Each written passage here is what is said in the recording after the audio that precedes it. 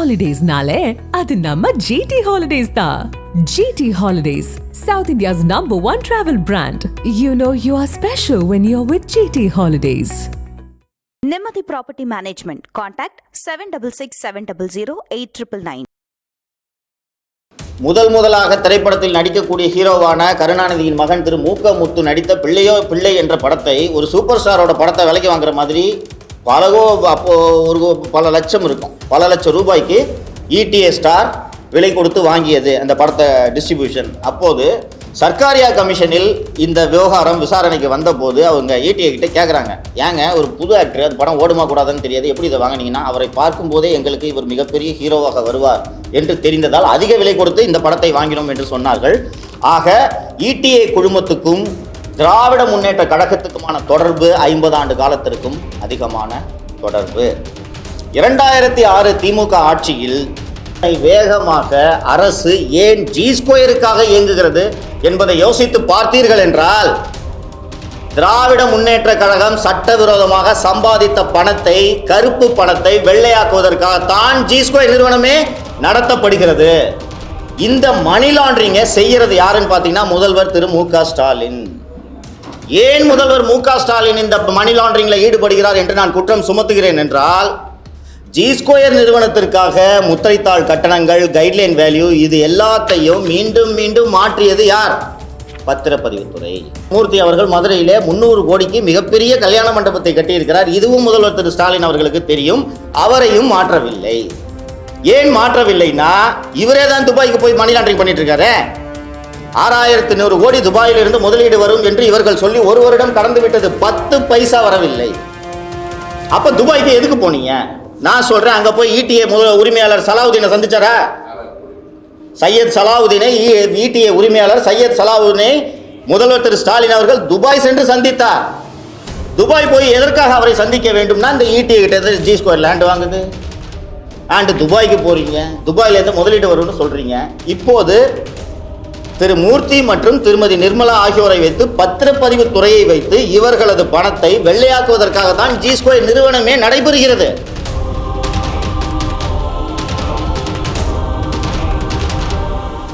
அனைவருக்கும் வணக்கம். இன்னைக்கு காலையில் நான் சென்னை மாநகர காவல் ஆணையர் அலுவலகம் சென்று ஒரு புகார் ஒன்றை அளித்திருக்கிறேன். அந்த புகாரில் என்ன இருக்குன்னு கேட்டிங்கன்னா, தமிழகத்தின் நம்பர் 1 ரியல் எஸ்டேட் நிறுவனம் அப்படின்னு அவங்களே சொல்லிக்கிறாங்க. நம்பர் 1 ரியல் எஸ்டேட் நிறுவனமான G2 நிறுவனம் வருமான வரித்துறை அட்டாச் செய்திருந்த நிலத்தை பொதுமக்களுக்கு விற்பனை செய்து வருகிறார்கள். சரி, G2க்கு தெரியாமல் அவங்க விற்பனை செய்திருக்கலான்ட்டு நீங்கள் சொல்லலாம். ஆனால் அப்படி அல்ல. G2 ஏகப்பட்ட தமிழ்நாடு பூரா ப்ராஜெக்ட் பண்ணிட்டு இருக்காங்க. ஆந்திரா மற்றும் கர்நாடகாவிலும் ப்ராஜெக்ட் செய்வதாக அவர்கள் சொல்லிக் கொள்கிறார்கள். இந்த மாதம் பிப்ரவரி மாதம் 9/2/2024 அன்று G2 சென்னை நாவலூரில் அரோரா ஃபேஸ் 2 என்ற திட்டத்தை லான்ச் பண்ணியிருக்காங்க. அந்த ப்ராஜெக்டை லான்ச் பண்ணும்போது அவர்கள் வெளியிட்ட பத்திரிகை குறிப்பில் G2 நிறுவனத்தின் உரிமையாளர் பாலா என்கிற ராமஜெயம் என்ன சொல்கிறார் என்றால், நாங்கள் ஏற்கனவே ஃபேஸ் 1 போட்டோம், அந்த ஃபேஸ் 1ல் எல்லா பிளாட்டும் விற்று போயிடுச்சு, இப்போது இந்த ஃபேஸ் 2லையும் 1-2 பிளாட்டு தான் இருக்குது, நீங்கள் வேகமாக இந்த பிளாட்டுகளை வாங்கி கொள்ளுங்கள்னு சொல்லிட்டு முக்கியமான ஊடகங்களில் எல்லாம் அந்த பாலாவோட செய்தி குறிப்பு வெளியாகி இருக்கிறது. இந்த நாவலூரில் ஃபேஸ் 2ல் G2 ப்ராஜெக்டில் இருக்கக்கூடிய சர்வே நம்பர்கள் என்ன என்று கேட்டீர்கள் என்றால், predominantly survey numbers, 2 survey numbers 100 and 100. அந்த 2 part 3 part A Bன்னு சொல்லிட்டு ஏகப்பட்ட சர்வே நம்பர்ஸ் இருக்குது. இப்போது இந்த ஃபேஸ் 2லையும் சேம் சர்வே நம்பர்ஸ் தான் இருக்குது. ஸோ G2 போடுற இந்த அரோரா ஃபேஸ் 2 லே அவுட்டு இதே சர்வே நம்பர் கொண்ட ப்ராப்பர்ட்டி தானா அப்படின்றத எப்படி உறுதி செய்கிறது என்று பார்த்தீர்கள் என்றால், தமிழக அரசின் ரியல் எஸ்டேட் ரெகுலேட்டரி அத்தாரிட்டி என்ற இண்டிபெண்ட் பாடியில் தமிழ்நாட்டில் ரியல் எஸ்டேட் டெவலப் பண்ணுற அத்தனை பேரும் பதிவு செய்து அவர்கள் திட்டத்துக்கு ஒப்புதல் பெற வேண்டும். G-Square அவ்வாறு ரெரால ரியல் எஸ்டேட் ரெகுலேட்டரி அத்தாரிட்டியில் சப்மிட் பண்ணி ஒப்புதல் பெற்ற அந்த ப்ரொப்போசலில் இருக்கக்கூடிய சர்வே எண்கள் நாவலூர் கிராமம், திருப்போரூர் தாலுகா சர்வே எண்கள் 100 மற்றும் 101 ஆகிய இந்த ப்ராஜெக்ட்ஸ் தான் ரெரால G-Square அப்ரூவல் வாங்கியிருக்கிறாங்க. வருமான வரித்துறை அவர்களது 10/1/2024 நாளிட்ட உத்தரவின்படி நான் சொன்ன இந்த 101 சர்வே நம்பர்ஸை அட்டாச் பண்ணியிருக்காங்க. இதற்கான ஆதாரம் எங்கே இருக்கிறது என்று கேட்டீர்கள் என்றால், இந்த 100 மற்றும் 101 நாவலூர் கிராமத்தை சேர்ந்த சர்வே எண்களுக்கான என்கம்பரன்ஸ் சர்டிஃபிகேட், வில்லங்க சான்று என்று சொல்வார்கள் அல்லவா, அதை நீங்கள் அப்ளை பண்ணி பார்த்தீர்கள் என்றால், நான் சொல்கிற இந்த 100 மற்றும் 101 சர்வே நம்பர்கள் அந்த வருமான வரித்துறையோட உத்தரவில் இருக்குது. அதே சர்வே நம்பர்களுக்கு தான் G-Square இந்த அரோரா ஃபேஸ் 2 ப்ராஜெக்டில் அப்ரூவல் வாங்கியிருக்கிறாங்க. ஸோ இப்போது டு சப்மிட் அப் இது என்னன்னு பார்த்தீங்கன்னா, வருமான வரித்துறையை அட்டாச் பண்ண ஒரு ப்ராப்பர்ட்டி, அட்டாச் பண்ண டேட்டை நீங்கள் பார்க்கணும். 10/1/2024 10/1/2024 அட்டாச் பண்ண ப்ராப்பர்ட்டிஸை G-Square நிறுவனம் எங்களுக்கு இது தெரியாதுன்னு சொல்ல முடியாது. ஏன்னா யார் இன்கம் டேக்ஸ் அசஸியோ அந்த அசஸிக்கு தான் ஃபஸ்ட்டு அட்டாச்மெண்ட் ஆர்டர் அனுப்பப்படும். Income tax provisionally we are attaching the following immovable ப்ராப்பர்ட்டின்ற அந்த உத்தரவை முதலில் யார் இன்கம் டேக்ஸ் அசஸியோ அந்த அசஸிக்கு தான் கொடுப்பாங்க. G-Square நிறுவனர் பாலா என்கிற ராமஜெயத்துக்கிட்ட இந்த அசஸ்மெண்ட் ஆர்டர் கொடுக்கப்பட்டிருக்கும். அப்படி கொடுக்கப்பட்ட பிறகும் அவர் 9/2/2024 அன்னைக்கு நீங்கள் எல்லாரும் வாங்கிக்கங்க, சீக்கிரமாக விற்று போகும், 1-2 பிளாட்டு தான் அவைலபிளாக இருக்குது, எந்த பிளாட்டாக இருந்தாலும் வாங்கிக்கங்கன்னு விற்பனை செய்கிறார். ரைட்டுங்களா? இது ஒரு போர்ஷன். கடந்த வாரம் முதல் ரியல் எஸ்டேட் தொழிலை நடத்துபவர்களின் சங்கமான கிரெடா என்கிற அமைப்பு பிரபல நாளிதழ்களில் விளம்பரம் வெளியிட்டிருந்ததை பார்த்திருப்பீர்கள். இங்கிலீஷு, தமிழ் எல்லாத்துலேயும் இந்த விளம்பரம் வந்துச்சு, நீங்கள் பார்த்துருக்கலாம். இந்த விளம்பரத்தில் கிரெடா என்ன சொல்கிறாங்கன்னா, கொள்கை உருவாக்குபவர்களுக்கு ஒரு வேண்டுகோள், பதிவு மற்றும் முத்திரை தீர்வை கட்டணங்களின் உயர்வை திரும்பப் பெறுங்கள். முத்திரை தீர்வை மற்றும் பதிவு கட்டண உயர்வு தமிழ்நாட்டில் வீட்டு வசதி மலிவு விலையிலும் மற்றும் எளிதில் கிடைப்பதிலும் பெரும் சிரமத்தை ஏற்படுத்துகிறது அப்படின்னு சொல்லிட்டு கீழே அவங்க ஒரு டேபுலர் காலம் மாதிரி போட்டிருக்காங்க அந்த அட்வர்டைஸ்மெண்ட்டில். இதை நீங்கள் பார்க்கணும். இது சில லட்சம் ரூபாய்கள் செலவாகும். முழுப்பக்க வண்ண நாளிதழ் விளம்பரம் தருவதற்கு இந்த தமிழ்நாட்டின் முக்கியமான நாளிதழ்கள் அத்தனையிலும் முழுப்பக்க விளம்பரங்களை கிரெடாய் அமைப்பு, நார்மலாக இந்த மாதிரி அசோசியேஷன்ஸ், அதுவும் பிஸ்னஸ் அசோசியேஷன்ஸ் அரசுக்கு எதிராக மூச்சு கூட விடமாட்டார்கள் என்பது உங்கள் அத்தனை பேருக்கும் தெரியும். கடந்த ஒரு வாரமாக இந்த விளம்பரம் எல்லா நாளேடுகளிலும் வந்து கொண்டிருக்கிறது. அதில் அவங்க கீழே சொல்கிறாங்க பாருங்கள், கவர்மெண்ட் ரிவைஸ் பண்ண ரேட் என்னன்றதை இந்த விளம்பரத்திலே போட்டிருக்காங்க. 50 லட்சத்திற்கும் குறைவான அடுக்குமாடி குடியிருப்புக்கு 31/3/2023 அன்று உள்ளபடி பதிவு கட்டணம் 1.28 லட்சம். 31/12/2023 கடந்த ஆண்டு டிசம்பர் அன்று 1.28 லட்சமாக இருந்த அந்த பதிவு கட்டணம் 2.91 லட்சமாக உயர்ந்திருக்கிறது. ஏறக்குறைய 1 லட்சம் கூட்டப்பட்டிருக்கிறது. இதன் அதிகரிப்பு, இந்த பர்சன்டேஜ் எவ்வளவு அதிகரித்திருக்கிறது என்று நீங்கள் பார்த்தீர்கள் என்றால், தமிழக அரசு 8 மாதங்களில் 126.44% பதிவு கட்டணம் மற்றும் முத்திரை கட்டணங்களை அதிகரித்திருக்கிறது. அதே போல் இப்போ நான் இப்போ சொன்னது, இந்த 1.28 லட்சம் சொன்னது 50 லட்சத்திற்கும் குறைவான அடுக்குமாடி குடியிருப்புகள். 50 லட்சத்துக்கு 50 லட்சம் முதல் 3 கோடி வரை உள்ள அடுக்குமாடி குடியிருப்புகளுக்கு ஏற்கனவே 31/3/2023 அன்று இருந்த பழைய பதிவு கட்டணம் 8.07 லட்சம். இந்த பதிவு கட்டணத்தை திமுக அரசு 8லிருந்து 18.17 லட்சமாக உயர்த்தி இருக்கிறது. நீங்கள் நல்லா கவனிக்கணும். 8 லட்சம் எங்கே இருக்குது? 18.17 லட்சமாக இது அதிகரித்திருக்கிறது. அதே போல் 3 கோடிக்கு மேலே இருக்கக்கூடிய அடுக்குமாடி குடியிருப்புகளுக்கான கட்டணம் மார்ச் 12, 2023 அன்று 15.77 லட்சம் இருக்கிறது.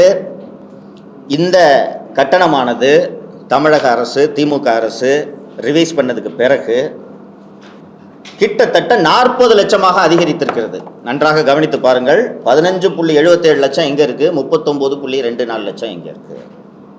இதோட அதிகரிப்பு சதவிகிதம் எவ்வளோன்னு பார்த்தீங்கன்னா 148% வரை இந்த பதிவு கட்டணம் மற்றும் முத்திரை கட்டணம் அதிகரித்திருக்கு. இப்போ நான் மீண்டும் சொல்றேன், இந்த ஒரு தனியார் அமைப்புகள், பிஸ்னஸ் அமைப்புகள், ரியல் எஸ்டேட்டில் குறிப்பாக இருக்கக்கூடிய அமைப்புகள் அரசாங்கத்துக்கு எதிராக ஒரு வார்த்தை பேச மாட்டார்கள். ஸோ கிரெடாய் அமைப்பு வெளிப்படையாக விளம்பரமே தருகிறது என்றால் எந்த அளவுக்கு மூச்சு முட்டும் நெருக்கடியில் ரியல் எஸ்டேட் தொழில் சிக்கி தவிக்கிறது. சரி, திராவிட அரசு இது போன்ற பல்வேறு திட்டங்களை செயல்படுத்தி வருகிறது. திராவிட அரசில்தான் கடந்த 3 ஆண்டுகளில் மட்டும் 4 முறை பதிவு கட்டணம் உயர்த்தப்பட்டிருக்கிறது என்பதை நீங்கள் அனைவரும் அறிவீர்கள். நேற்று கூட முத்திரை கட்டணம் மற்றும் பதிவு கட்டணம் அதிகரிப்பது தொடர்பான வழக்கு ஒன்று சென்னை உயர்நீதிமன்றத்தில் விசாரணைக்கு வந்தது. தனி நீதிபதி ஒருவர் தமிழக அரசு தான் தோன்றித்தனமாக உயர்த்திய பதிவு மற்றும் முத்திரை கட்டணத்திற்கு தடை விதித்தார். அப்படி விதிக்கப்பட்ட தடைக்கு எதிராக தமிழக அரசு மேல்முறையீடு செய்து நேற்று ஒரு டிவிஷன் பெஞ்சில் அதற்கு தடை உத்தரவு பெற்றிருக்கிறார்கள். அதாவது எளிமைப்படுத்தி சொல்ல வேண்டும் என்றால், தமிழகத்தில் ரியல் எஸ்டேட்டோட விலை கண்ணா பின்னாவென்று உயர்ந்திருக்கிறது. இப்போ நான் ஏற்கனவே அந்த அரோரா ஃபேஸ் 2ல் வந்து ப்ரெஸ் ரிலீஸ் கொடுக்கும்போது அவர் பாலா என்கிற ராமஜெயம், ஃபேஸ் 1ல் நாங்கள் போட்ட எல்லா ப்ராப்பர்ட்டியும் விற்று போச்சு, 1-2 ப்ளாட்டு தான் இருக்குது, வாங்கிக்கிங்க, இல்லைன்னா உங்களுக்கு கிடைக்காது அப்படின்னு சொல்லியிருக்காருன்னு பார்த்தோம். ஃபேஸ் 1ல், அதுவும் நாவலூர் தான், திருப்பூர் தாலுகா தான், ஃபேஸ் 1ல் ஜி ஸ்கொயர் ஒரு 50லேருந்து 60 ஏக்கர் நிலத்தை மொத்தமாக வாங்கியிருக்கிறார்கள். மொத்தமாக வாங்கி அதை தான் ஜி ஸ்கொயர் லேஅவுட் போட்டு ரீட்டைலர்ஸ்க்கு விற்கிறாங்க. சரி, ஜி ஸ்கொயர் இந்த நிலத்தை, அந்த நாவலூரில் இருக்க அந்த நிலத்தை மொத்தமாக யாரிடமிருந்து வாங்கினார்கள் என்று பார்த்தீர்கள் என்றால், ETA Ascon trust for education and welfare. இந்த இடிஏ என்ற பெயரை நீங்கள் கேள்விப்பட்டிருக்கலாம், இப்போது இல்லை, 1960களிலேயே கேள்விப்பட்டிருக்கலாம். இடிஏ ஸ்டார் குழுமத்தோடு திராவிட முன்னேற்ற கழகத்தின் தொடர்பு என்பது மிக மிக நெருக்கமானது. அந்த காலத்திலேயே கருணாநிதி மணி லாண்டரிங் பண்ணுறதுக்கு இடிஏ நிறுவனம் உதவி இருக்கிறது. முதலாக திரைப்படத்தில் நடிக்கக்கூடிய ஹீரோவான கருணாநிதியின் மகன் திரு மூக்க முத்து நடித்த பிள்ளையோ பிள்ளை என்ற படத்தை ஒரு சூப்பர் ஸ்டாரோட படத்தை விலைக்கு வாங்குற மாதிரி பல லட்சம் இருக்கும், பல லட்சம் ரூபாய்க்கு இடிஏ ஸ்டார் விலை கொடுத்து வாங்கியது அந்த படத்தை டிஸ்ட்ரிபியூஷன். அப்போது சர்க்காரியா கமிஷனில் இந்த விவகாரம் விசாரணைக்கு வந்தபோது அவங்க இடிஏ கிட்ட கேட்குறாங்க, ஏங்க ஒரு புது ஆக்டர், அந்த படம் ஓடுமா கூடாதுன்னு தெரியாது, எப்படி இதை வாங்கினீங்கன்னா, அவரை பார்க்கும்போதே எங்களுக்கு இவர் மிகப்பெரிய ஹீரோவாக வருவார் என்று தெரிந்ததால் அதிக விலை கொடுத்து இந்த படத்தை வாங்கினோம் என்று சொன்னார்கள். ஆக இடிஏ குழுமத்துக்கும் திராவிட முன்னேற்ற கழகத்துக்குமான தொடர்பு 50 ஆண்டு காலத்திற்கும் அதிகமான தொடர்பு. 2006 திமுக ஆட்சியில் கலைஞர் மருத்துவ காப்பீட்டு திட்டம் என்ற ஒரு திட்டம் அறிமுகப்படுத்தப்பட்டது. அந்த திட்டத்துக்கான அந்த மெடிக்கல் இன்சூரன்ஸ், மெடிக்ளைம் இன்சூரன்ஸ், அந்த திட்டத்துக்கான ஒப்பந்தம் யாரிடம் சென்றது என்று கேட்டீர்கள் என்றால் இடிஏ ஸ்டார் குழுமத்திற்கு தான் சென்றது. இது மட்டுமல்லாமல் இடிஏ மற்றும் திராவிட முன்னேற்ற கழகத்துக்கான தொடர்பு குறித்த அத்தனை ஆதாரங்களும் இடிஏ ஸ்டார் குழுமம் தொடர்பான இடிஏ ஸ்டார் மற்றும் திராவிட முன்னேற்ற கழகத்துக்கும் உண்டான தொடர்புகள் குறித்து மிக மிக விரிவாக 2G புலன் விசாரணையில் பதிவு செய்யப்பட்டிருக்கிறது என்பதை நாம் அத்தனை பேரும் அறிவோம். ஷாஹித் பல்வா எல்லாம் மணி லாண்டரிங்லாம் அங்கேருந்து தான் போயிட்டு வந்தது. இப்போது நான் சொன்ன விவகாரங்களையும் முதல்வர் முதலீடுகளை ஈர்க்கிறேன் என்று கடந்த பிப்ரவரி 2023 குடும்பத்தோடு துபாய்க்கு சுற்றுலா சென்றதையும் நீங்கள் இணைத்து பார்த்தால் திமுகவுக்கும் இடிஏவுக்குமான தொடர்பு தெரிய வந்துவிடும். அந்த இடிஏ கிட்ட இருந்து தான் ஜி ஸ்கொயர் இந்த நிலத்தை வாங்கி லேஅவுட் போட்டு விற்பனை செய்கிறார். ஆச்சுங்களா? இப்போது பாலா சொல்கிறார்ல, நாங்கள் எல்லாத்தையும் விற்றுட்டோம், ஒரு பிளாட்டு கூட இல்லை அப்படின்ட்டு திரு பாலா சொல்லியிருக்கிறார். சரி, அந்த நிலத்தை எப்படி விற்றார்கள் என்று பார்ப்போம். உங்களில் பலருக்கு வீடு வாங்கின, சிலருக்கு வீடு வாங்கின, வீட்டு மனைகள் வாங்கின அனுபவங்கள் இருக்கலாம். வங்கிகள் வீடுகளுக்கு வீடு அல்லது வீட்டு மனை வாங்க கடன் கொடுக்கும்போது இருவேறு அளவீடுகளை வைத்திருப்பார்கள். வீடு வாங்குவதற்கான நிதி உதவி கடன், வீட்டு வசதி கடன் அதாவது ஹவுசிங் லோனு ஃப்ளாட்டு வாங்குனீங்கன்னா அரௌண்ட் 70 to 80% அரௌண்ட் 80% ஃபண்டு பண்ணுவாங்க. கையிலேருந்து நம்ம டவுன் பேமெண்ட்டு 10% 20% போட்டால் போதும். ஏன் அடுக்குமாடி குடியிருப்புகள் மற்றும் வீடுகளுக்கு வங்கிகள் கூடுதலாக கடன் தருகிறார்கள் என்றால், அந்த ப்ராப்பர்ட்டி இம்மீடியட்டாக இன்கம் ஈல்டு பண்ணும். நீங்கள் இப்போ ஒரு ஃப்ளாட்டு வாங்குறீங்க, அதை வாங்கி வாடகைக்கு விட்டீங்கன்னா அதுலேருந்து உங்களுக்கு ஒரு வருமானம் வரும். ஆனால் வீட்டு மனைகள் எந்த வருமானத்தையும் ஈட்டி தராது. அதனால் வங்கிகள் எப்போதுமே வீட்டு மனை வாங்குவதற்கு 60% மேல், அதிகபட்சம் 65% தருவாங்க. 60% மேல் எந்த வங்கியும் வீட்டு மனை வாங்க வீட்டு கடன் தராது. இப்போ அந்த திருப்போரூர் தாலுகா நாவலூரில் அரோரா ஃபேஸ் 1ல் எல்லா பிளாட்டும் வித்துடுச்சுன்னு சொல்லிட்டு G2 பாலா என்கிற ராமஜெயம் சொல்லியிருக்கிறார் என்பதை நாம் பார்த்துருக்கோம். இப்போ அதை எப்படி வித்தாங்க அப்படின்னு பார்ப்போம்.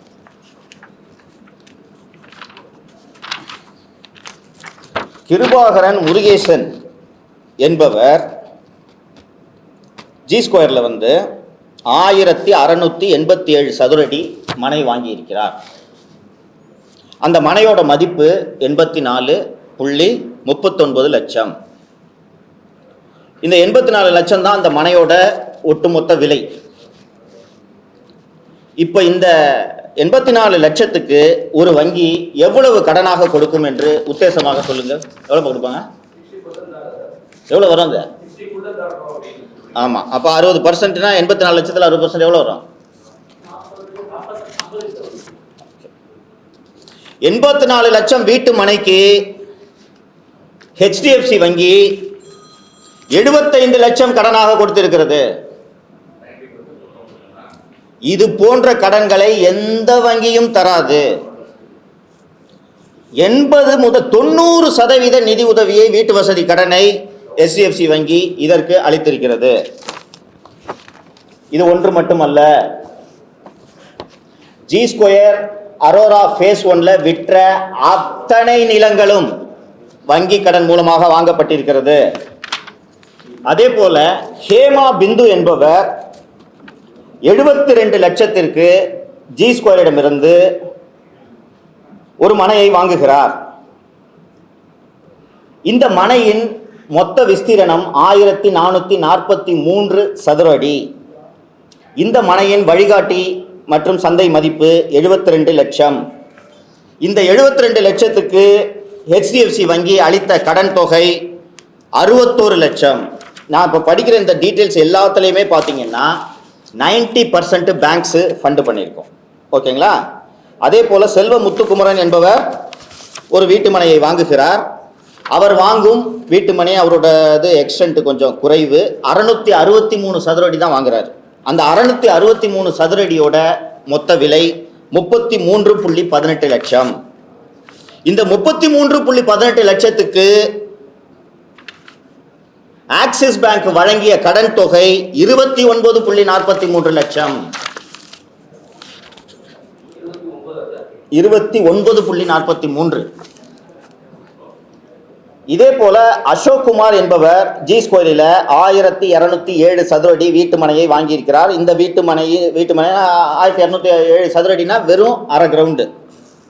இந்த அரை கிரவுண்டோட மதிப்பு, அவர் பதிவு செய்த மதிப்பு 51.72 லட்சம்.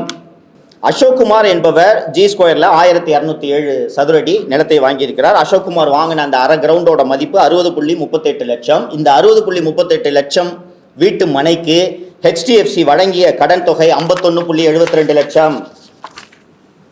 அதே போல ஜெயபாரதி என்பவர் வாங்கியிருக்கிறார். ஜெயபாரதி கொஞ்சம் அதிக இடத்துக்கு, அவரும் அரை கிரவுண்டு தான் வாங்கியிருக்காங்க. ஜெயபாரதி 1258 சதுர அடி வீட்டு மனையை ஜெயபாரதி என்பவர் வாங்கியிருக்கிறார். அதன் சந்தை மதிப்பு 1.25 கோடி. 1.25 கோடி. இதற்கு 1.25 கோடி, இதுக்கு ஒன்றுக்கு தான் 50% லோனு சாங்ஷன் ஆயிருக்கு. இந்த 1.25 கோடிக்கு HDFC பேங்க்கு சாங்ஷன் பண்ண லோனு 60 லட்சம். அதே போல கௌதம் சுப்பிரமணியம், கௌதம் மாதையன் என்கிற இருவர் G2 அரை கிரவுண்டு வாங்குறாங்க. அரை கிரவுண்டு, அதோட விஸ்தீரணம் 1258 சதுரடி. இவர்கள் பதிவு செய்த மதிப்பு 74.24 லட்சம். இந்த 74.24 லட்சத்துக்கு இந்தியன் பேங்க் வழங்கிய கடன் தொகை 60 லட்சம். நான் இப்போ இது மாதிரி பெரிய பட்டியல், இந்த பட்டியலில் இருக்கக்கூடிய அத்தனையும் நான் படிக்க விரும்பவில்லை. இப்போ பாருங்க நண்பர்களே, இதில் இந்த ஜி ஸ்கொயரோட லே அவுட்டில் சர்வே நம்பர்ஸை உங்களுக்கு ஏற்கனவே நான் படித்தேன். அந்த 100 and 101 சர்வே நம்பர் மட்டும்தான் இதில் இருக்குன்றதை நான் உங்களுக்கு ஏற்கனவே சொன்னேன் இல்லைங்களா? சொல்கிறேங்க, முடிக்க விடுங்க.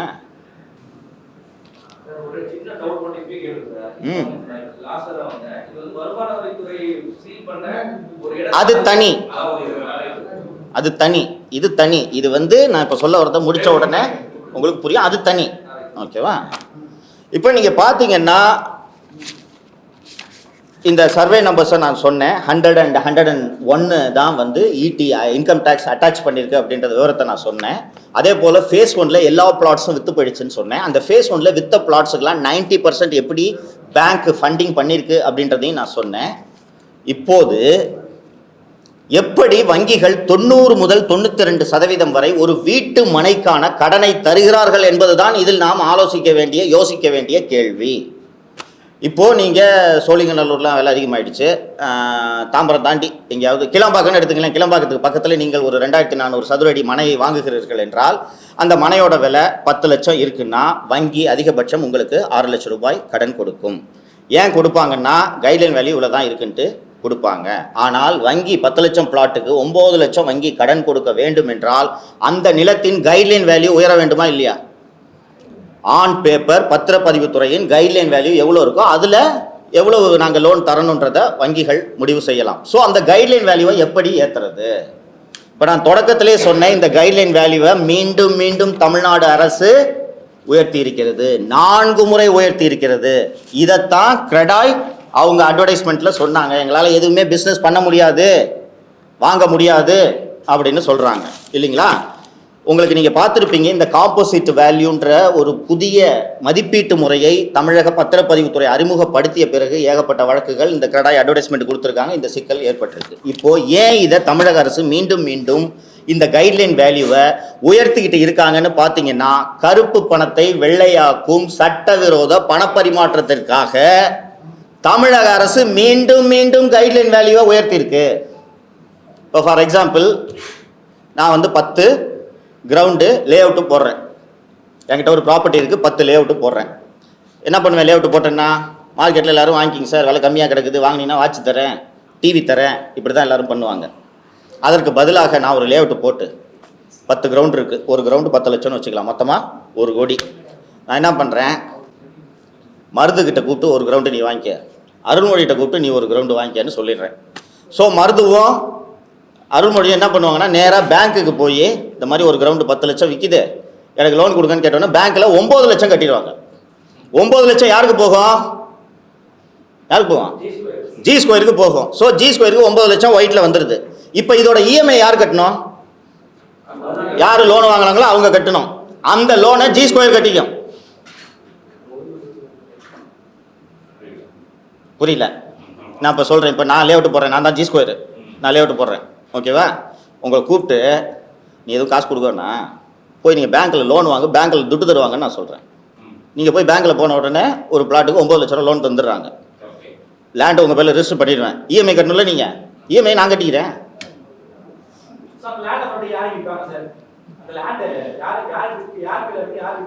நான் தானே உன்னை வாங்கவே சொல்கிறேன், நீ எடுத்துகிட்டு ஓடிடுவியா? நான் தானே இப்போ லேண்ட் வாங்க சொல்ல, நீ ஆளு. இது நன்றாக உன்னிப்பாக பார்த்தீர்கள் என்றால் இது வெறும் மணி லாண்டரிங். உங்களுக்கு தெரியும் நண்பர்களே, இந்தியா முழுக்க அரசுக்கு வருவாயை அதிகரிக்கணுன்றது எல்லா அரசுகளுக்கும் நோக்கம் இருந்தாலும் பத்திரப்பதிவுத்துறை இப்படி கைட்லைன் வேல்யூவை சட்டவிரோதமாக கிரெடாய் வந்து வெளிப்படையாக விளம்பரம் கொடுக்குற அளவுக்கு ஏன் உயர்த்த வேண்டும்? ஒரு காரணம் இருக்கணும் இல்லையா? எல்லாரும் புலம்புறாங்க, ஸ்டாம்ப் டியூட்டி அதிகம், ரெஜிஸ்ட்ரேஷன் சார்ஜ் அதிகம்ன்றாங்க. மீண்டும் மீண்டும் ஏன் அரசு இதை உயர்த்தி கொண்டிருக்கிறது? ஏன் உயர்த்துகிறது என்றால் ஏன் அந்த மதிப்பை ஏத்தினாதான் வங்கிகள் கடன் கொடுக்க முடியும். இப்போ இதுல வங்கிகளுக்கு இதுல ஏதாவது சிக்கல் இருக்கான்னு கேட்டீங்கன்னா வங்கிகளுக்கு மகிழ்ச்சி. ஹவுசிங் லோனே போகாமல் இருந்துட்டு இருக்கிற ஒரு நேரத்தில் கரெக்டாக ஹவுசிங் லோனுக்கு, அதுவும் வீட்டு மனைக்காக ஹவுசிங் லோன் கேட்டு வர்றாங்க. கரெக்டாக மாதம் மாதம் இஎம்ஐ வருது. சரி, கட்டலை. வங்கிகளுக்கு என்ன பிரச்சனை? மனை எடுத்துக்கலாமா? இப்போ வங்கிகளுக்கு வின் சுச்சுவேஷன். வங்கிகளுக்கு பணம் வந்துடும், ஜி ஸ்கொயருக்கு பணம், ஏராளமான பணம் ஒயிட்டில் வந்துடும். Everybody is happy. ஆனால் இப்போ இந்த வங்கி இப்போது 1 கோடி ரூபாய் ப்ராப்பர்ட்டிக்கு 90 லட்சம் வங்கிகள் கடன் கொடுக்குறாங்கன்ட்டு சொன்னேன்ல. ஆனால் அந்த ப்ராப்பர்ட்டியோட வேல்யூவே 50 லட்சம். கடன் வாங்க வேண்டும் என்பதற்காகவே திட்டமிட்டு ஜி ஸ்கொயருக்காக பத்திரப்பதிவுத்துறை மீண்டும் மீண்டும் மதிப்பை கைட்லைன் வேல்யூவை உயர்த்தி கொண்டே இருக்கிறார்கள். உங்களுக்கு இந்த ரியல் எஸ்டேட் துறையில் இன்னைக்கு நிலவக்கூடிய இந்த சிக்கல் அத்தனை பேருக்கும் தெரியும். மீண்டும் மீண்டும் முத்திரை கட்டணம், பதிவு கட்டணத்தை அரசு உயர்த்துவது ஜி ஸ்கொயரோட பிளாட்ஸை விற்கிறதுக்காக. நண்பர்களே, உங்களுக்கு நன்றாக தெரியும், 2021 திமுக ஆட்சிக்கு வரும்போது ஜி ஸ்கொயர் அந்த ஆண்டு சமர்ப்பித்த ஆண்டு கணக்குகளில் 3 கோடி ரூபாய் நஷ்டம் காட்டியிருக்கிறார்கள். அந்த ஜி ஸ்கொயர் எப்படி சார் ஒரே வருஷத்தில் 8000 கோடி டர்ன் ஓவர் பண்ண முடியும்? இது சாத்தியமா? இப்படி உலகத்தில் மிக எளிதாக ஒரே வருஷத்தில் 8000 கோடி பிஸ்னஸ் டர்ன் ஓவர் பண்ணுறது சாத்தியம் என்றால் எல்லாரும் இதை பண்ண மாட்டாங்களா? ஜி ஸ்கொயருக்கு மட்டும் எப்படி இந்த வருமானம் வந்தது என்று கேட்டீர்கள் என்றால் இப்படித்தான் இந்த வருமானம் வந்தது. இன்னொரு முக்கியமான விஷயத்த சொல்லிடுறேன். இந்த 2 சர்வே நம்பர் சொன்னேன் இல்லைங்களா, 100 மற்றும் 101. ஒரு வருடத்தில் மற்றும் பத்திரப்பதிவு துறையில் 2000 என்ட்ரி இருக்கு இந்த சர்வே நம்பருக்கு. 2 சர்வே நம்பருக்கு எப்படி ஒரே வருஷத்தில் 2000 என்ட்ரி வரும்? ஸோ இப்போ இந்த சர்வே நம்பருக்கு நீங்கள் ஒரு வருஷத்துக்கான ஈஸியை போட்டு பார்த்தீங்கன்னா 2000 என்ட்ரிஸ் வருது. யார் சர்வே நம்பருக்கு ஈஸி போட்டு பார்த்தாலும் இது என்ன ஒரு பிளாட்டுக்கு ஒரு சர்வே நம்பருக்கு இத்தனை என்ட்ரிஸ் எப்படி வருதுன்னு சந்தேகம் ஏற்படும். இந்த சந்தேகம் யாருக்கும் ஏற்படாமல் தவிர்ப்பதற்காக இந்த சர்வே நம்பரோட ஈஸி மட்டும் வராது. நீங்கள் இப்போ அப்ளை பண்ணிங்கன்னா எடுக்க முடியாது. உங்கள் அத்தனை பேருக்கும் ஞாபகம் இருக்கும், இதுக்கு முன்னாடிலாம் 2 வருஷத்துக்கு இல்லை, குறிப்பாக திமுக ஆட்சி வர்றதுக்கு முன்னாடிலாம் எந்த பிளாட்டுக்கு யார் வேணாலும் ஈஸி போட்டு எடுக்கலாம். நீங்கள் அந்த டிஎன் ரெஜினெட்ன்ற ஒரு வெப்சைட்டுக்கு உள்ளே போனீங்கன்னா அப்ளை பண்ணிங்கன்னா எடுக்கலாம். ஆனால் இன்று நடுவில் ஒரு கட்டுப்பாடுகளை அரசு கொண்டு வந்தது. ஆதார் கார்டை சப்மிட் பண்ணணும், ரிஜிஸ்டர் பண்ணணும், ஃபோன் நம்பர் கொடுக்கணும், ஓடிபி வந்தால் தான் எடுக்க முடியும்ட்டு ரெஸ்ட்ரிக்ஷனை கொண்டு வந்தாங்க. ஒரு பொதுமக்களிடமிருந்து எதிர்ப்பு தெரிவித்ததும் பதிவு மட்டும் பண்ணால் போதும் அப்படின்ற ஒரு கட்டுப்பாடை அவர்கள் கொண்டு வந்தாங்க. கேட்டால் இதுக்கு டெக்னிக்கலாக சாஃப்ட்வேர் அப்கிரேட் பண்ணணும்லாம் சொல்லியிருக்காங்க. நான் சொன்னேன், இந்த 2000 என்ட்ரியும் வெளியில் வராமல் தடுக்கிறதுக்கு இவர்கள் முயற்சி செய்கிறார்கள் என்று. இதை உறுதி செய்வதற்காக நவீன் என்ற துணை பதிவாளரை திருப்போரூர் பத்திரப்பதிவு அலுவலகத்திற்கு இதற்காகவே நியமித்தார்கள். உங்களுக்கு நல்லா தெரியும், திமுக கவர்மெண்ட் வருது, வந்த உடனே எங்கிருந்து வந்தது என்றே தெரியாமல் திடீரென்று ஜி ஸ்கொயர் என்ற ஒரு நிறுவனம் நிற்கிறது. அந்த ஜி ஸ்கொயர் நிறுவனத்துக்கு பக்கத்திலேயே மகேந்திர சிங் தோனி சிரித்து கொண்டு இருக்கிறார். அந்த நிறுவனத்தின் விளம்பர பதாகைகள் சென்னை நகரெங்கும், குறிப்பாக கிழக்கு கடற்கரை சாலை மற்றும் ஓல்டு மகாபலிபுரம் ரோடு முழுக்க அதன் விளம்பர பதாகைகள் இருந்தன. அண்ட் இந்த அரசு பதவியேற்ற பிறகு ஜி ஸ்கொயர் நிறுவனம் அளித்த புகாரில் விகடன் குழுமத்தை சேர்ந்த அத்தனை பேரும், குறிப்பாக ஜூனியருடனை சேர்ந்த அத்தனை பேரும், திரு மாரிதாஸ் அவர்கள் மற்றும் என் மீது அரசு வழக்கு தொடுத்தது உங்களுக்கு நினைவிருக்கும். முதல் நாள் இரவு புகார் அளிக்கப்படுகிறது. அன்று இரவே விடியற்காலையில் கெவின் என்பவர் வீடு கதவையெல்லாம் உடைக்கப்பட்டு கைது செய்யப்பட்டு அவர் அழைத்து செல்லப்பட்டார் என்பது உங்களுக்கு அத்தனை பேருக்கும் தெரியும். ஒரு ரியல் எஸ்டேட் நிறுவனம் கொடுக்குற புகாருக்கு சென்னை சிட்டி போலீஸு விடிய காத்தால 4 மணிக்கு ஒரு ஏசி அனுப்பிச்சு வீட்டில் எடுத்து பூந்து உடச்சிட்டு எடுத்துகிட்டு வரணுன்றதுலாம் அவசியமே கிடையாதுன்றது உங்களுக்கு தெரியும். மேலும் விகடன் குழுமத்தை சேர்ந்த அத்தனை பேர் மீதும் நீங்கள் எப்படி எஃப்ஐஆர் போடுவீர்கள்? இது நடந்துச்சுன்ற தெரியும். அது இந்த வழக்கு இன்னைக்கு நீதிமன்றத்தில் நிலுவையில் இருக்கு. இத்தனை வேகமாக அரசு ஏன் ஜி ஸ்கொயருக்காக இயங்குகிறது என்பதை யோசித்து பார்த்தீர்கள் என்றால், திராவிட முன்னேற்ற கழகம் சட்டவிரோதமாக சம்பாதித்த பணத்தை, கருப்பு பணத்தை வெள்ளையாக்குவதற்காகத்தான் ஜி ஸ்கொயர் நிறுவனமே நடத்தப்படுகிறது. இந்த மணி லாண்டரிங்கை செய்யறது யாருன்னு பார்த்தீங்கன்னா முதல்வர் திரு மு.க. ஸ்டாலின். ஏன் முதல்வர் மு.க. ஸ்டாலின் இந்த மணி லாண்டரிங்கில் ஈடுபடுகிறார் என்று நான் குற்றம் சுமத்துகிறேன் என்றால், ஜி ஸ்கொயர் நிறுவனத்திற்காக முத்திரைத்தாள் கட்டணங்கள், கைட்லைன் வேல்யூ, இது எல்லாத்தையும் மீண்டும் மீண்டும் மாற்றியது யார்? பத்திரப்பதிவுத்துறை. இங்கே பார்த்தீங்கன்னா ஒவ்வொரு ஊருக்கும் ஒரு ரேட்டு. இப்போ ரீசெண்டாக இந்த காம்போசிட் வேல்யூன்னு ஒன்று இன்ட்ரடியூஸ் பண்ணியிருக்காங்கன்றது உங்களுக்கு தெரியும். அந்த ரேட்டை 3ஆக பிரிக்கிறாங்க. பேசிக், மாடரேட், பிரீமியம்.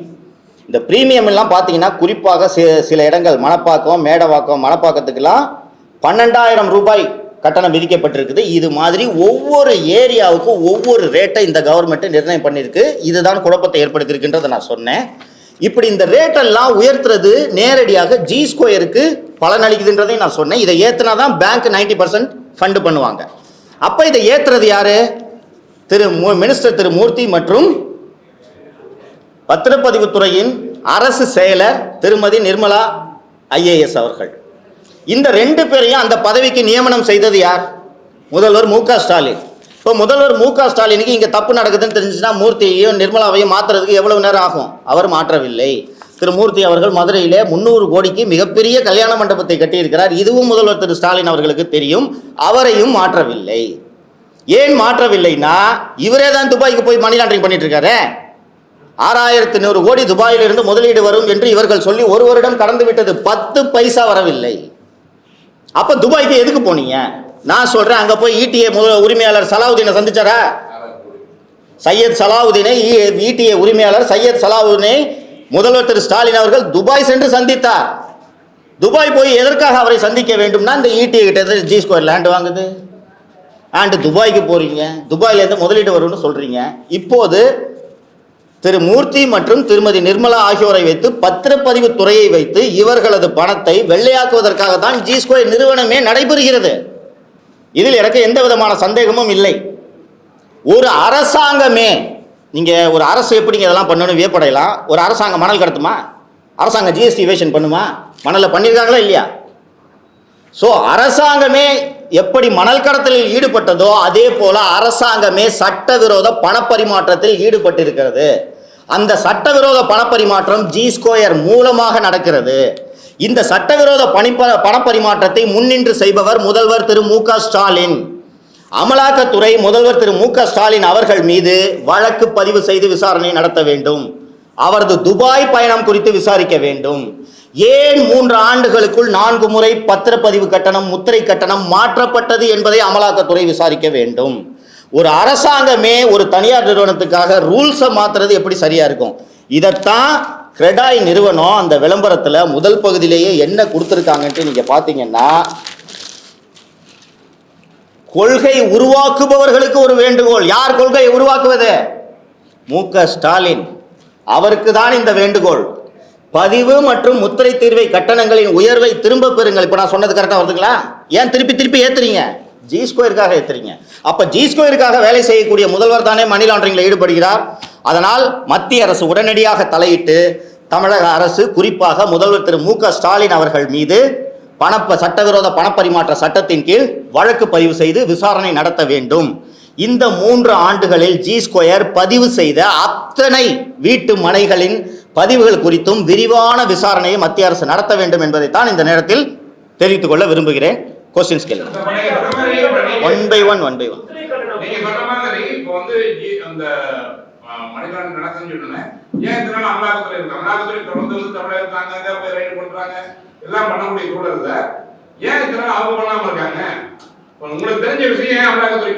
நல்லா கேட்டீங்க. அமலாக்கத்துறை அவர்களுக்கு வர்ற பிரெடிகேட் அஃபென்ஸில் தான் ப்ரோவ் பண்ண முடியும். ஓகேங்களா? நானும் 2 வருஷமா தான் ஜி ஸ்கொயரை ஃபாலோ பண்ணிட்டு இருக்கேன். ஆனால் நாவலூரில் நடந்த இந்த ஒரு ப்ராஜெக்டை டீப்பாக டாக்குமெண்ட்லாம் எடுத்து பார்க்கும்போது தான் எனக்கு இந்த விவரம் தெரிய வருது. நான் இப்போ இந்த என்கம்பரன்ஸ் சர்டிஃபிகேட்ஸ் படித்தேனே, இது வெறும் 3 மாதத்துக்கானது.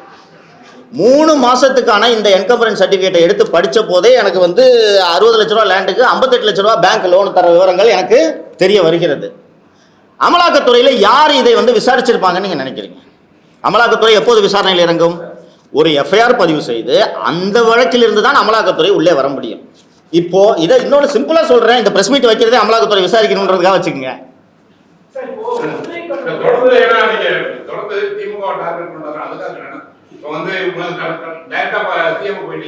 இல்லைங்க, அது என்னன்னா, இப்ப நான் போய் ஜெகன்மோகன் ரெட்டியை டார்கெட் பண்ண முடியுமா? நான் இங்கே இருக்கேன், தமிழ்நாட்டு முதல்வர் தான் நான் டார்கெட் பண்ண முடியும். கரெக்டுங்களா? ஜெகன்மோகன் ரெட்டி ஆந்திராவில் இருக்கவங்க டார்கெட் பண்ணுவாங்க. அதனால எனக்கு அது அவசியம் இல்லை. இன்னைக்கு ஆளுங்கட்சி நான் ஆதாரங்களோட இவ்வளவு ஊழல் நடந்திருக்குன்னு சொல்றேன். இதுக்கு எடப்பாடி பழனிசாமி டார்கெட் பண்ண முடியுமா? முடியாதுல்ல. சொல்லுங்க. ஒன்லி ஃபார் ஜி ஸ்கொயர் எப்படி சொல்றீங்க? நான் ஒன்லி ஃபார் பண்ணிருக்காங்க. அவங்க பணங்களுக்காக பண்ணிருக்காங்க. மற்ற எவ்வளவு நிறுவனங்கள் இருக்காங்கல்ல. கரெக்டா கேட்டீங்க. ஜி ஸ்கொயருக்காக பண்ணதுனால தானே மற்றவங்க எல்லாம் இன்னைக்கு அவஸ்தைப்பட்டு விளம்பரம் கொடுக்குறாங்க. மற்ற பேங்க் லோன் கொடுக்குறாங்க. அப்ப நீங்க அந்த ஜி ஸ்கொயருக்கு வந்து லோன் கொடுக்குறாங்கன்னு சொன்னாங்க. அந்த HDFC பேங்க் மற்ற பேங்க் வேற ரியல் எஸ்டேட்டுக்கு வந்து இதெல்லாம் கொடுத்துருக்காங்களா? மத்தவங்க தானே கொடுப்பாங்கன்னு நான் கேக்குறேன். யாருக்கும் கொடுக்கல. எல்லா அபார்ட்மெண்ட்டுக்கும் அப்படிதான் சார் கொடுப்பாங்க. ஒரு அபார்ட்மெண்ட் வாங்க போனாலே அப்படிதான் கொடுப்பாங்க. அபார்ட்மெண்ட் வேற, வீட்டு மனை வேற. இல்ல சார், லோன்ன்றது ஒரே இதுதான். அபார்ட்மெண்ட் வேற, வீட்டு மனைன்றது எல்லாருக்கும் ஒண்ணா தெரியும். ஆனா லோன்ன்றது லோன் தானே. கரெக்ட் தான். ஒரு அபார்ட்மெண்ட்டுக்கு 90% வரைக்கும் ஃபண்ட் பண்ணுவோம். ஓகே. வீட்டு மனைக்கு ஃபண்ட் பண்ண மாட்டோம். அது எப்படி சார்? எப்படி எல்லாம் கொடுத்துட்டாரா? நான் ஒரு வீடு வாங்க போனாலே எனக்கே வந்து என்னோட salary வச்சு 80% 90% லோன் தராங்களே. வீட்டு மனை வாங்கியிருக்கீங்களா? வாங்கிருக்கோம். எங்க வாங்கியிருக்கீங்க? கொளத்தூர்ல. கொளத்தூர்ல. வீட்டு மனையா வீடா? வீட்டு மனை. மனை. பிளாட். பிளாட் எவ்வளோக்கு? எங்க வாங்குனீங்க? எந்த பேங்க்ல? கொளத்தூர். கொளத்தூர்ல எந்த பேங்க்? கொளத்தூர். பேங்க். HDFC என்னோட ஒய்ஃப் பேர்ல தான். ஒய்ஃப் பேர்ல வாங்கியிருக்கீங்க. எவ்வளோ ஃபண்ட் பண்ணாங்க? ப்ராஜெக்ட் வேல்யூல எவ்வளோ லோன் கொடுத்தாங்க? எல்லாமே உங்ககிட்ட சொல்ல முடியுமா சார்? அப்ப எது கேள்வி கேட்குறீங்க? சரி, நான் சொல்றேன். நான் கேள்வி சொல்றேன். எங்களுக்கு பிளாட் 65 லட்சம் ரூபாய் சொன்னாங்க. எனக்கு 80% பண்ணி கொடுத்தாங்க பிளாட்டுக்கு. இது 90% இருக்குன்னு நான் சொல்றேங்க. ஒரு பேங்க்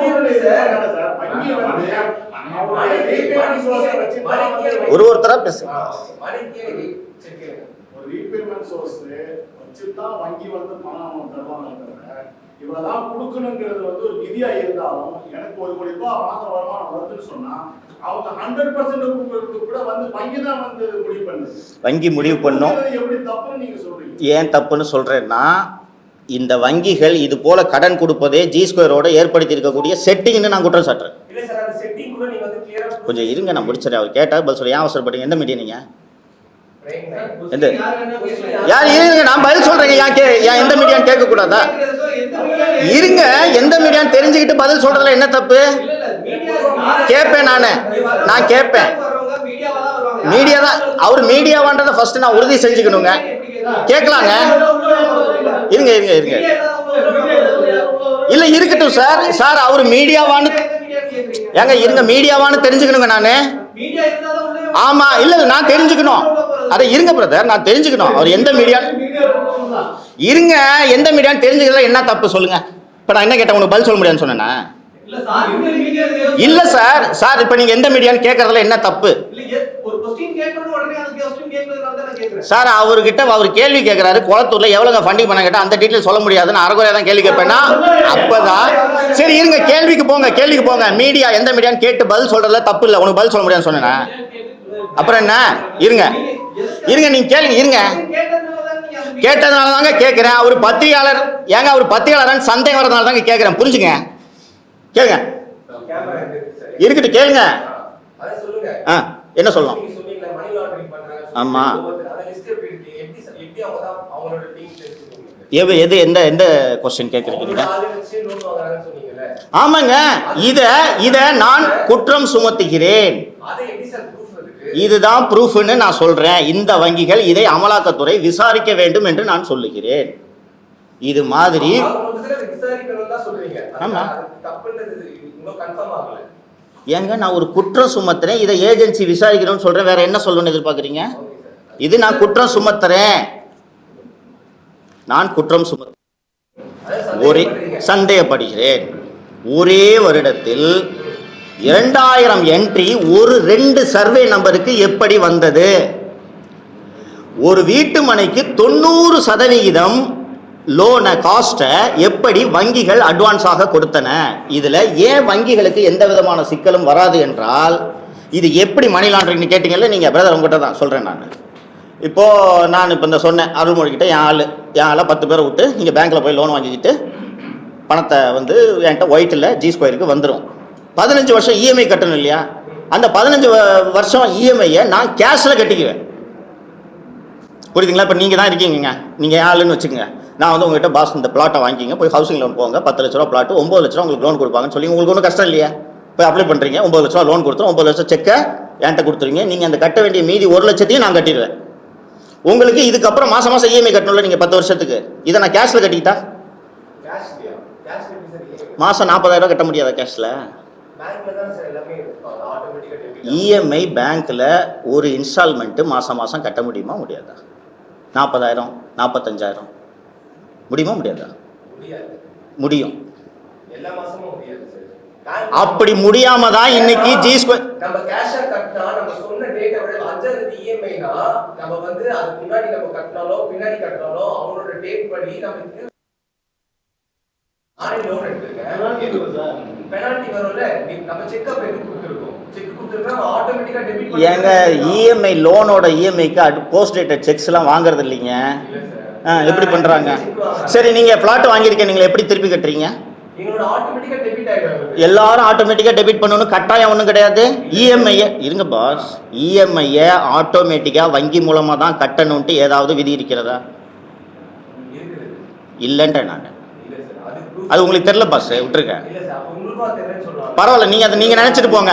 இசிஎஸ்ல நீங்க செக் ஒரு விஷயம் இசிஎஸ்ல நீங்க வந்து கிராஸ் பண்ணி என்னுடைய வந்து தவணை தொகையை நான் வங்கியிலிருந்து எடுத்துக்கலாம் அப்படின்னு நீங்க வந்து செக்கை வந்து கிராஸ் பண்ணி போஸ்ட் பண்ணி அந்த சிஸ்டம் வரும். எனக்கு தேவையில்லை, நான் நேரடியாவே கட்டிக்கிறேன் அப்படின்னு சொன்னா நீங்க கட்டிக்கலாம். சட்டம் அதான் சார், அதுக்கு ஒரு ரூல்ஸ் சொல்றாங்க. என்ன ரூல்ஸ்? என்ன ரூல்ஸ் இருக்கு? அதுக்கு டாக்குமெண்ட் நம்ம ஃபைல் பண்ணனும், ஃபில் பண்ணனும். இங்க பாருங்க பாஸ், நீங்க ஒரு நகை கடன் வாங்குறீங்க, வட்டி கட்டணுமா? வட்டி கட்டணுமா? சார் நீங்க அசோக் ஹேமான் மாதிரி சொல்றீங்க சார், அந்த நேம் எல்லாமே வந்து ஜி ஸ்கொயர் செட் பண்ண ஆட்களா? அப்படின்னு தான் நான் குற்றம் சாட்டுறேன். அப்படின்னு தான் குற்றம் சாட்டுறேன். ஆமா, இது மாதிரி தமிழ்நாடு முழுக்க ஆட்களை செட் பண்ணி வங்கியில கடன் வாங்கி இவங்க மணி லாண்டரிங் பண்றாங்க. இதுக்கு காரணம் முக ஸ்டாலின் தான் நான் சொல்றேன். இப்ப இந்த ஹேமான் 2-3 பேர் சொன்னேன்ல, இது மாதிரி ஜி ஸ்கொயர்ட்ட பிளாட் வாங்கின பெரும்பாலானோர் ஜி ஸ்கொயர் செட் பண்ண ஆட்கள் நான் சொல்றேன். நான் செக் பண்ணிட்டு தான் சொல்றேன். நான் செக் பண்ணிட்டு தான் சொல்றேன். இது பாரு, 90% பேரு ஜி ஸ்கொயர் நிறுவனமே செட் பண்ண ஆட்கள் சொல்றேன். எஸ் எஸ் ஒரே ஒரு விஷயம் சார்,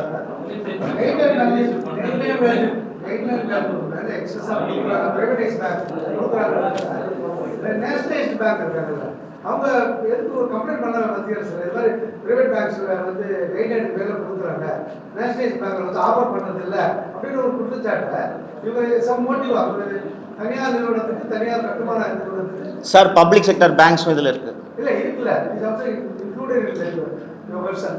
பட் அவங்க they also complaint any against that person. Sir, ஒரு பேங்கோட பர்வியூ என்னன்னு பாருங்க. நீங்க பேங்க் மேனேஜர், 1 கோடி ரூபாய் ப்ராப்பர்ட்டி, நீங்கள் உங்களோட ரெஸ்பான்சிபிலிட்டி பேங்க்கு கொடுத்த பணம் ரெக்கவரி ஆகுமான்றது பார்க்கறது தான், இல்லைங்களா? ரீபேமெண்ட் ரெக்கவரி ஆகுதான்னு பார்க்கணும். கட்டலை, என்பி ஆகுது. என்பி ஆனால் உங்களோட பணம் வருதான்னு தானே பேங்க் பார்க்கணும். ஓகேவா? 1 கோடி ரூபாய் ப்ராப்பர்ட்டியை நான் உங்கள்கிட்ட பிளட்ஜ் பண்ணிட்டு தானே நான் வாங்குறேன். ஏன்னா இந்த ஈஸியில் பார்த்தீங்கன்னா எப்படி இந்த லோன் அமௌண்ட்டை நான் கரெக்டாக சொல்கிறேன்னா, ஃபஸ்ட்டு வாங்கின பார்ட்டிக்கு 60 லட்ச ரூபாய்க்கு பதிஞ்சிருக்கு. அதுக்கு கீழே அதே ப்ராப்பர்ட்டியை பேங்க் பேரில் 50 லட்ச ரூபாய்க்கு பதிஞ்சிருக்கு. அப்போ லோன் எவ்வளோ? 50 லட்ச ரூபா. ஸோ இன்னைக்கு இந்த property stands in the name of the bank. EMI கட்டலைன்னா பேங்க் வில் டேக், பேங்க் எடுத்துட்டு போயிடுவாங்க. பேங்க்குக்கு நஷ்டம் இல்லை இல்லையா? ஆனால் வங்கிகள் இப்போது நெருக்கடியை சந்திக்க போகின்றன. ஏன் சொல்றேன்னா, 1 கோடி ரூபாய்க்கு 90 லட்சம் லோன் வாங்கியிருக்காங்கன்னு சொல்றேன்ல, அந்த ப்ராப்பர்ட்டியோட வேல்யூவே 50 லட்ச ரூபா. சரி, இப்போ வீட்டு மன உரிமையாளர்களுக்கும் வங்கிக்கும் உள்ள ஒரு பிரச்சனை. நாளைக்கு அவங்க வந்து அவங்களுடைய பணத்துக்கு ஈடாக வந்து அவங்களுடைய ப்ராப்பர்ட்டி வந்து சீஸ் பண்ணிடுவாங்க. அதனால தான் சார் கொடுக்குறாங்க. சொல்லுங்க. அதனால என்ன அதனால என்ன பிரச்சனை வரப்போகுது? வாங்குறவனுக்கும் கொடுத்தவனுக்கும் உள்ள பிரச்சனை. கரெக்ட். முதலமைச்சர் முக ஸ்டாலின் வந்து எப்படி வந்து வந்து இது வந்து தலையிடுறாரு, இது வந்து மறைமுகமான ஒரு பிசினஸ் பண்றாரு, எப்படி நீங்க குற்றம் சாட்டுறீங்க? அந்த டிரான்சாக்ஷனுக்கு உதவி செய்யறது ஸ்டாலின் தான் சொல்றேன். இப்போ நீங்க சொன்னீங்கல்ல, வங்கி ஒருத்தர் வாங்குறாரு, வங்கி கொடுக்குது, இது அவங்க 2 பேருக்குள்ள பிரச்சனைன்னு நீங்க சொல்றீங்கல்ல. ஸ்டாலின் உதவி செய்யலைன்னா வங்கி கடனே கொடுக்க முடியாதுன்னு நான் சொல்றேன். வங்கியுடைய ஓனர் சொல்றேன். அப்போ எல்லா ஒட்டுமொத்த வங்கியுடைய ஓனரும் திரு முக ஸ்டாலின் முதலமைச்சர் அப்படிங்கறத பயங்கரமா குற்றம் சாட்டுறீங்க. இல்ல புரியல. ஒட்டுமொத்த வங்கிகளோட ஓனரு முக ஸ்டாலின் சொல்லிதான் வந்து வங்கியே வந்து அவங்க கடன் கொடுக்குறாங்கன்னு சொல்லி. இல்ல, நான் அப்படி சொல்லவே இல்லையே. முக ஸ்டாலின் சொல்லி தான் கைட்லைன் வேல்யூ உயர்த்தப்படுதுன்னு சொல்றேன். கைட்லைன் வேல்யூ உயர்த்தப்படுறதுனால தான் வங்கி கடன் கொடுக்க முடியுது. இல்லைன்னா 1 கோடி ரூபாய் ப்ராப்பர்ட்டிக்கு 40 லட்சம் தரேன்னு பேங்க் சொல்லும். சார், இப்ப ஜி ஸ்கொயர் நிறுவனம் தவிர வேற ஒரு ப்ராப்பர்ட்டி வாங்குறதுக்கு நான் போறேன்னு வச்சுக்கல, அதுக்கு இந்த மாதிரி 90% கடன் கொடுக்க இல்லை இல்லை இல்லை. சரி, இப்போ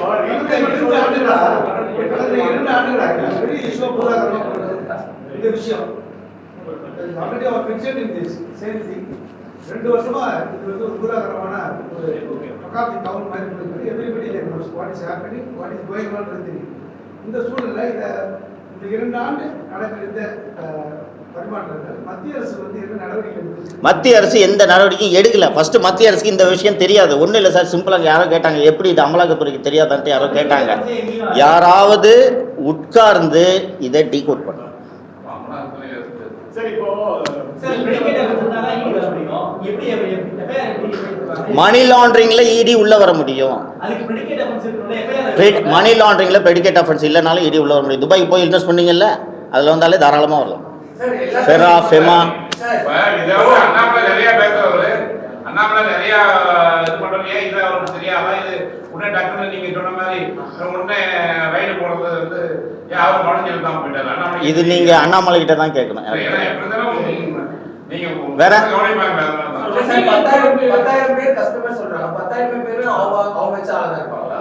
நான் பெரும் பகுதி 10,000 பேர்ல குறைஞ்சது 9,000 பேர் ஜி ஸ்கொயர் ஆளுன்னு சொல்றேன். நான் பேசுறேன், இனிமேல் பேசுவாங்க. இப்ப இனிமேல் பேசுவாங்க நான் சொல்றேன். இருங்க பப்ளிக் இருங்க இருங்க இருங்க இருங்க பப்ளிக் பேசுனா எனக்கு என்ன, பேசலன்னா எனக்கு என்ன? எனக்கு எது சரின்னு படுதோ நான் பேசுறேன். பப்ளிக் பேசட்டும், பேசாம போட்டோம்.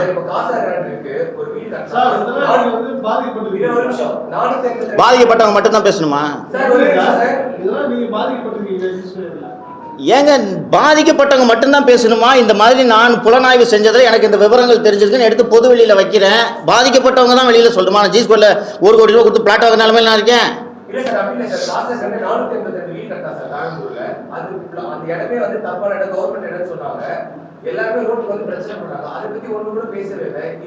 நான் அந்த விஷயம் என்னன்றதை விசாரிக்கல பிரதர். காசா கிராண்டா நான் விசாரிச்சு கம்ப்ளீட் டீடைல்ஸ் எடுக்காம நான் எந்த விஷயத்தையும் தொடர்றது கிடையாது. காசு அது பண்ணல. நாளைக்கு இப்ப நீங்க பேசுறது பப்ளிக் வந்து ஏமாறாங்கன்றா அவங்க பப்ளிக் ஏமாந்துட்டால ஆல்ரெடி. ஆமா, ஒரு வார்த்தை பேசுறீங்க. ஏங்க அது என்ன விவரம்ன்றதை விசாரிச்சுட்டு அதுக்கப்புறம் பேசுறேங்க. ஏன் எல்லா விஷயத்தையும் நான் ஒருத்தன் தான் பேசணுமா? அப்ப ஜேர்னலிஸ்ட்னு சொன்னீங்க, நீங்க போய் காசா கிராண்டா ஸ்டோரி பண்ணுங்க. இல்லங்க, ஏன் நீங்க ஜேர்னலிஸ்ட் தானே? மக்களுக்கு ஒரு உதவி பண்ண வந்துட்டா எல்லாத்தையும் பத்தி பேசணும் சார். எனக்கு எது பிடிக்க இஷ்டமோ அதான் பேசுவேன். புரியுதா? அப்ப உங்களுக்கு ஜிஸ்கோட தனிப்பட்ட விஷயம் இருக்குன்னு நினைச்சுக்குங்க. ஏங்க அப்ப நீங்க சொல்றது எல்லாமே அசியமா தான் சார் இருக்கு. அது நீங்க அசியம் பண்ணிக்கங்க பாஸ். சந்தேகம்ன்றீங்க. இது எனக்கு இஷ்டம், ஜிஸ்கோல பேசுறது இஷ்டம்ன்றீங்க. அப்ப பப்ளிக்காக ஏன் பேசுறீங்க? உங்களுக்காக பேசலாம். சரி, எனக்கா பேசுறேன்னு வச்சுக்கங்க. நான் பேசுறது டாக்குமெண்ட் எவிடன்ஸ் இருக்கு. Simple sir. அப்படி சொல்லிட்டு சரி, நாங்க எல்லாத்துக்கும் நிக்க தேவையில்லை. நீங்க சொல்லுங்க. கிளம்புங்க. பாஸ் கேள்வி கேட்டீங்கல்ல, மற்றவங்க கேட்பாங்க, நிறுத்துங்க. கேள்வி இருந்தா கேளுங்க. இதை ஏன் பேசல, அதை ஏன் பேசலன்றது கேள்வி இல்லை. நான் ஒரு குற்றச்சாட்டை எடுத்து வைத்திருக்கிறேன். இதுல என்ன சந்தேகமோ அதை கேளுங்க. காசா கிராண்டா ஏன் பேசல, இதை பேசலன்னா நீங்க போய் காசா கிராண்டாக்கு ஸ்டோரி பண்ணுங்க. சார் நீங்க சொல்லுங்க.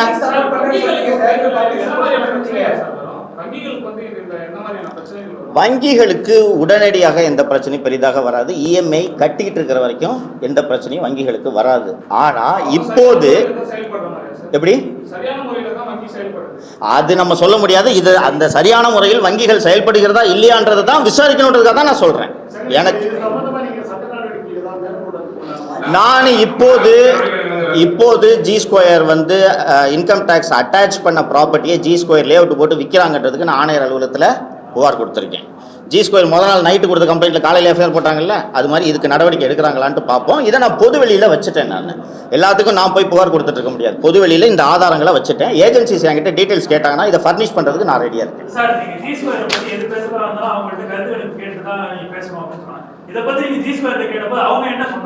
நேற்று நான் ஜி ஸ்கொயர்கிட்ட இதை பற்றி நான் கேட்கல. நேற்று ஜி ஸ்கொயர்கிட்ட நீங்கள் இந்த மாதிரி இன்கம் டேக்ஸ் அட்டாச் பண்ண ஒரு ப்ராப்பர்ட்டியை நீங்கள் விற்கிறீங்க, இது சம்மந்தமாக கருத்து சொல்லுங்கள், உங்களோட கருத்து என்னன்ட்டு நேற்று கேட்டேன். இது வரைக்கும் எனக்கு பதில் வரல. ஜி ஸ்கொயர்கிட்ட கேளுங்க சார். ஜி ஸ்கொயர்கிட்ட கேளுங்க. எனக்கு தெரியல. ஜி ஸ்கொயர்கிட்ட கேளுங்க.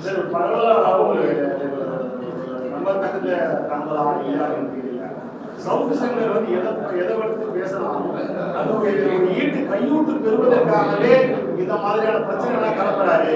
இந்த மாதிரி யாருக்குமே அக்கறை இல்லாமல் இருக்கும் பொழுது சவுக்கு சங்கருக்கு மட்டும் இந்த அக்கறை ஏன் இவர் வந்து முன்னே நிற்கிறாரு, கையூட்டு பெறுவதற்காகவே தான் இதெல்லாம் பண்றாரு அப்படிங்கிறது மிகப்பெரிய ஒரு குற்றச்சாட்டு பரவலா பெருகிட்டு இருந்தது.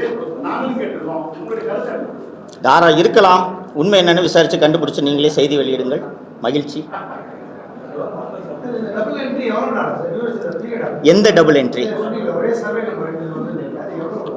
இது இப்போ தான் நான் ஃபஸ்ட்டு வந்து ஆக்சுவலி வந்து இந்த இன்கம் டேக்ஸ் அட்டாச் பண்ண ப்ராப்பர்ட்டியை விற்கிறாங்கன்றதை கண்டுபிடிச்ச பிறகு தான் நான் இந்த ப்ராப்பர்ட்டியை நான் கையில் எடுத்தேன். சரிங்களா? அதை எடுத்து விசாரிக்கும் போது தான் நாவலூர் ப்ராஜெக்டில் இது நடந்திருக்கு அப்படின்றது எனக்கு தெரியுது. பர்டிகுலர்லி அரோரா ஃபேஸ் 1 நடந்திருக்குன்னு தெரியுது. இப்போது கொஞ்சம் இருங்க, பேசிட்டு இருக்கேன்ல. இருங்க என்ன இல்ல, அவர் சண்டை போடுறதா வந்திருக்காரு. அவர் சண்டை போடுறதா வந்திருக்காரு.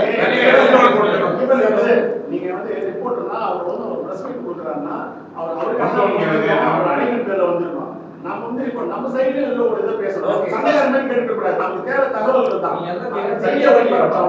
நீங்க சண்டைகார மாதிரி பண்ணிட்டு இருந்தீங்கன்னா எங்களுக்கு சார் ரிப்போர்ட் எடுத்து வந்திருக்காங்க டீம். நீங்க கேள்வி கேட்கிறதுக்கு அவர் பதில் சொல்ல தான் உட்கார்ந்திருக்காரு. சரியா இன்டர்வியூ வைக்கணும். நீங்க பண்ணுங்க, நீங்க என்ன கேட்கணுமோ கேளுங்க. ஓகே. பொது அவையில வந்து அது சங்கடப்படுத்துற மாதிரி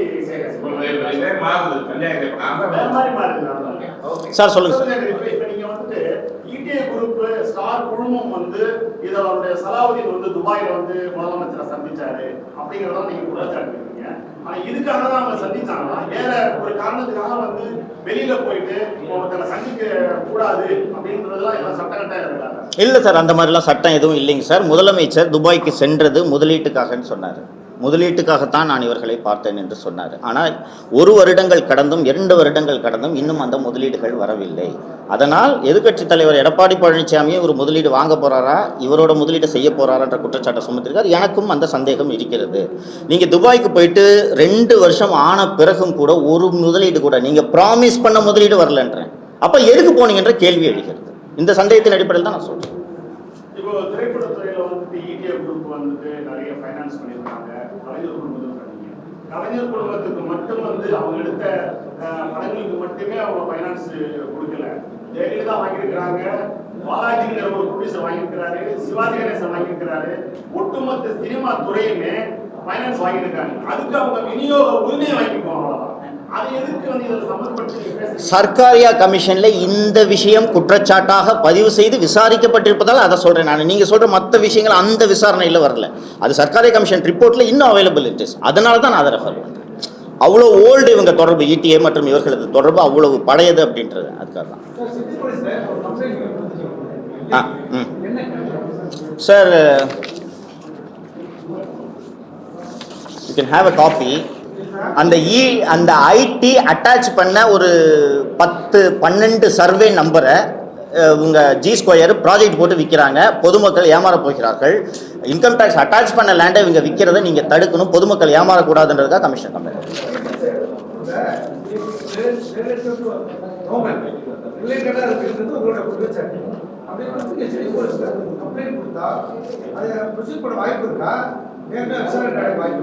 $100% ப்ரொசீட் பண்ண வாய்ப்பு இல்லைன்றது எனக்கு நல்லாவே தெரியும். அக்னாலஜ்மெண்ட் இருக்கு, கோர்ட்டை மூவ் பண்றேன். எப்படி எடுப்பான்? நல்லா எடுப்பாங்களே ஜி ஸ்கொயர் மேல. நல்லா கேட்டீங்க பிரதர். நான் இந்த நாவலூர் ப்ராஜெக்ட் ஒரு 3 மாசத்துக்கு தான் ஈஸி எடுத்தேன். பணம் கட்டணும், உங்களுக்கு தெரியும் ஈஸி எடுக்கிறதுக்கு. 3 மாசத்துக்கு எடுத்தப்பவே பஞ்ச் ஆஃப் என்ட்ரிஸ். 1 வருஷத்துக்கு தான் நான் சொன்னேன் இல்லை, 2000 என்ட்ரிஸ் வருது. இது நாவலூர் ஃபேஸ் 1 ப்ராஜெக்ட்டுக்கு மட்டும். தமிழ்நாடு பூரா வித்துட்டேன்னு ஜி ஸ்கொயர் சொல்கிற ப்ராஜெக்ட்ஸோட ஈஸி எடுத்து இதில் வேலை அதிகம். இது எளிதாக பண்ண முடியாது. ஃபஸ்ட்டு நீங்கள் இந்த ஒவ்வொரு ப்ராஜெக்டோட சர்வே நம்பர் ஐடென்டிஃபை பண்ணணும். சர்வே நம்பர் ஐடென்டிஃபை பண்ணி ரெராவில் போய் அதுதான் இந்த சர்வே நம்பரான்னு டேலி பண்ணி அந்த சர்வே நம்பரை போட்டு ரெஜிஸ்ட்ரேஷன் ஆஃபீஸில் ஈஸி எடுக்கணும். அதான் பார்த்தா என்ட்ரிஸ் இவ்வளோ வருது. உங்களுக்கு பணம் கட்டிட்டு தான் நீங்கள் எடுக்க முடியும். இது ஒரு ஆள் செய்ய முடியக்கூடிய வேலை இல்லை. நானே 1 வருஷத்தை பார்த்துட்டு 3 மாதத்துக்கு தான் பணம் கட்டேன். நான் 3 மாதத்துலேயே இவ்வளவு டீட்டெயில்ஸ் வந்திருக்கு. ஸோ நீங்கள் சொல்வது போல் தமிழகம் முழுக்க ஜி ஸ்கொயர் விற்பனை செய்த அந்த எல்லா வீட்டுமனை திட்டங்களையும் எடுத்து பார்த்தால் இது மாதிரி நாவலூர் மாதிரி பல இடங்களில் இவர்கள் விட்டிருக்கலாம்.